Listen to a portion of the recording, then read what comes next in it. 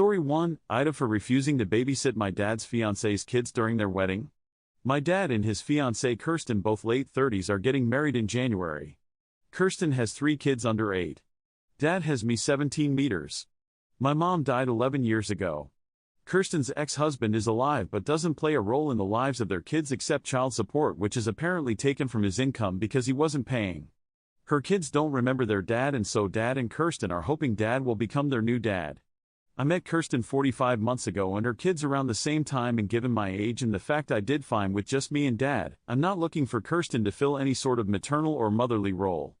I also don't think I'll be engaging with Kirsten's kids as a sibling. This upsets her because she wanted me to be the cool older sibling for them, and someone who might babysit on occasion. But mostly someone who'd make a point to spend time with them. But I'm not planning on spending too much time with them. I have plans for once I turn 18. My dad always knew this. So this has fed into the whole babysitting the kids during the wedding stuff. Kirsten says since I won't be 18 when they get married and I'll still be living with my dad, I should be willing to monitor her kids throughout the wedding. My dad admitted she's hoping it makes me a little more willing to be someone to her kids. I said no when I was initially asked, and I was clear with my no. Kirsten told me it wasn't like I was looking forward to the wedding anyway, so why not agree to babysit?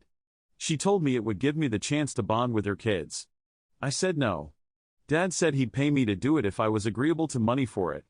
But then Kirsten was saying it would be hurtful if I wouldn't do it as a favor to my growing family. Dad told her it was expecting a little too much. She argued that if I'm there, and still living with him, I should be willing, and that I seem so resistant to acting like a sibling that it's incredibly childish. There was some more back and forth about it. Kirsten got really pissed when I said it again, as clearly as I could, that I won't babysit during the wedding. Dad said he'd pay for a sitter, but Kirsten said I should really be more willing here. That Dad and I don't have an awful relationship, so why won't I give all this a chance and make the day less expensive and more of a happy memory for everyone? AITA? MLC 885 says, NTA just continue to tell her that it is not happening. And on the day of the wedding, do not let her abandon the kids with you. She can find a friend to babysit her kids at the wedding if that is necessary. Diminishing Patience says, NTA. This upsets her because she wanted me to be the cool older sibling for them. This just means babysitter. I'm not planning on spending too much time with them. I have plans for once I turn 18. I'd be more surprised if an 18-year-old boy wanted to spend time with 3 children under 8. Kirsten says since I won't be 18 when they get married and I'll still be living with my dad, I should be willing to monitor her kids throughout the wedding. No. She's just looking for any excuse to get what she wants. She told me it would give me the chance to bond with her kids. Why would a wedding be a suitable occasion for this, even if you wanted to do it? I seem so resistant to acting like a sibling that it's incredibly childish. You're clearly not responsible enough to look after them if you're childish. Make the day less expensive and more of a happy memory for everyone. Happy for you? Far_awareness_4510 says, NTA1. Why you are not invited to the wedding if she wants to be part your family. 2. If your dad is willing to pay for it, why he don't pay someone who wants the job? Story 2, AITA for not planning my wedding around my stepsister's busy schedule? My fiancée 26F and I 29 meters are planning our wedding, and we set the date not too long ago. My mom reached out after learning the date and all panic told me that my stepsister 27F couldn't make it and I should call her up and check different dates to find when would work better. I told her that wasn't happening and our date is the date we've chosen. If my stepsister can't make it, then the world won't end. My mom was taken aback by my response. She asked me how I could say that. She told me a sibling or any immediate family member missing a wedding is a big deal. For background info, my dad died when I was 6 and my brother was 5. When I was 8, our mom told us she had a boyfriend, and when I was 10 she remarried. Her husband had my stepsister with his ex-wife and they shared custody. Our plans once mom remarried revolved around my stepsister. Christmas every other year was celebrated at a different time because she was with her mom and not us. Family parties were missed if she wasn't around because mom was pissed at anyone in the extended family who didn't make sure my stepsister could be there. She would tell my brother and me we should wait to do something for our stepsister to be there, or she insisted on it and refused to let us go without her. We resented it. And we did speak up, but mom said immediate family needed to be there for Christmas, for example. I told her she wasn't my immediate family, so I didn't need to wait. Mom also resented the fact we weren't with her every other Christmas Eve because we'd be with our paternal family court-ordered time our grandparents won. She never made everything stop for us though. She'd just tell us we could choose to be with the family versus going with other people, meaning our family. Over time it got worse with her saying, "Why did you see X movie without stepsister? Why go to the arcade event weekend 1 and not wait for weekend 2 so she can join?" It was insanity.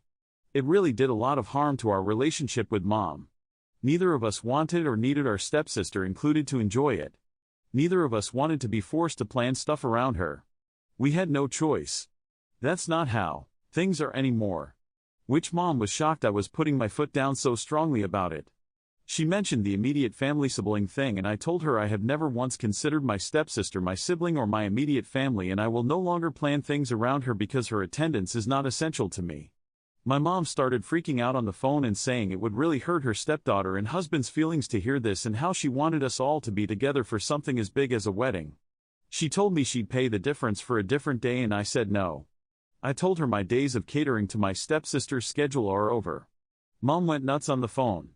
I ended the call and I'm dodging her calls and texts now because she's mad. AITA? Swooping Turtle says, NTA. Any decision made about a wedding should be up to the people planning that wedding and about those people.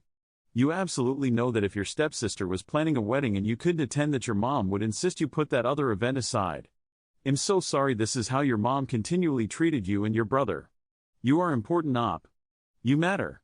Audible_Smiles says, this dynamic is super weird intense. What's your stepdad like? Is he guilt-tripping your mom, or is this all coming from her? Does your stepsister even feel strongly about being at your wedding? Was your mom once a stepkid who felt left out or something? Fiestafon73 says, your mom is yet another person who has tried to force a blended family only to have it blow up in her face. NTA. Story 3, AITA for refusing to give my niece what she wants for her birthday. Yesterday, we had a big family gathering, which meant my older sister 29 and her daughter 6 came over.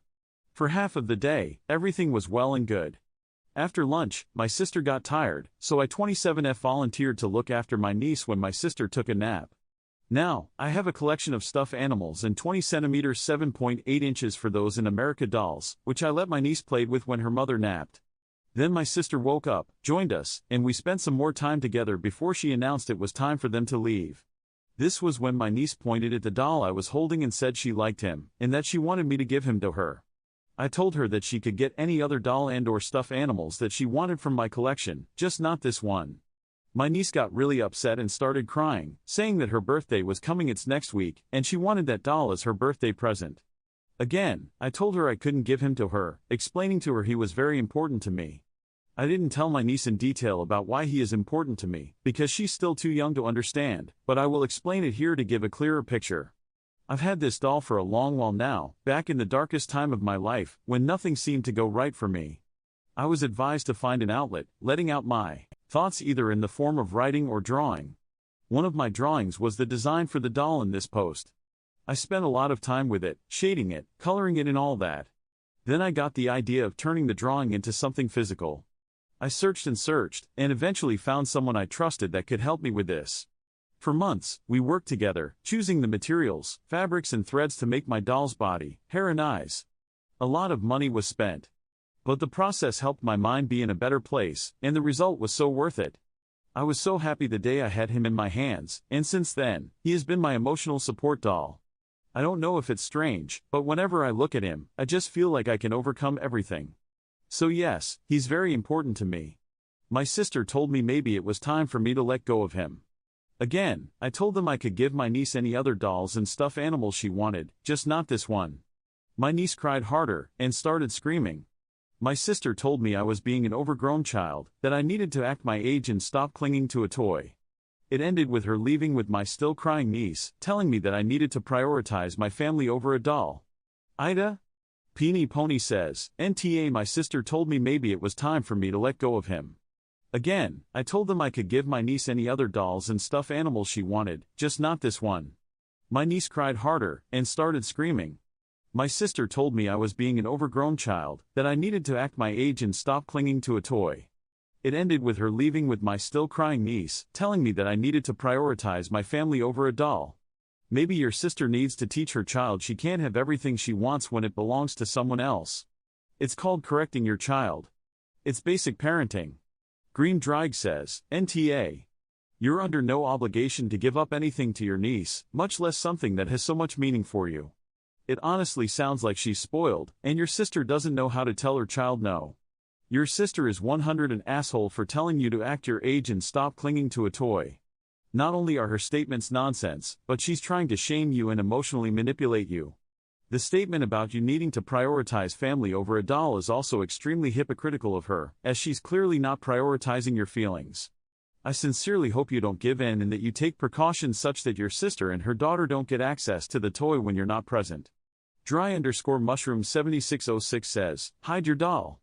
Do not leave it unprotected in your house, or there's a good chance it will disappear for good.